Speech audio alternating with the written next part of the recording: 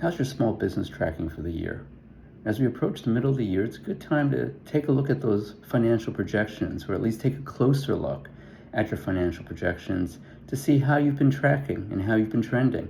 If you've been doing well and you're anticipating a positive trend moving forward, it may be a good time to tweak those projections and those budgets to incorporate essentials, like maybe there are technology upgrades or key investments that you've been putting off for a while, and now's a good time to make those investments.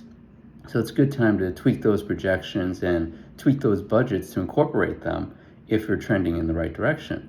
But maybe business has been slow, maybe it's been seasonal, and the trend is showing that it's going to be about the same. It's going to be relatively flat for the rest of the year. You might need to pull back on some of the investments and pull back on some of the spending and make adjustments to those projections further to back off from incurring as many expenditures as you may have wanted to, and backing off some of the investments that you may have wanted to go forward with this year, and instead set more money aside in a reserve in case you have to weather a storm.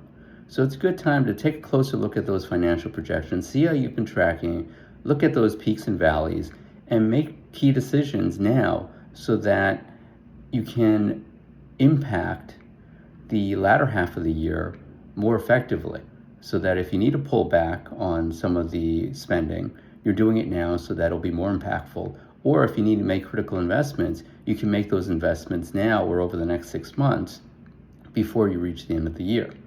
In addition, make sure you're looking at those projections at least on a monthly basis, and as you have more relevant information, make adjustments as you go along. Projections are not a one and done. It's something that you need to continually make adjustments to, and you have to revise and update as you have more relevant information. That can be monthly at month-end close, or it can be throughout the month as you get more information.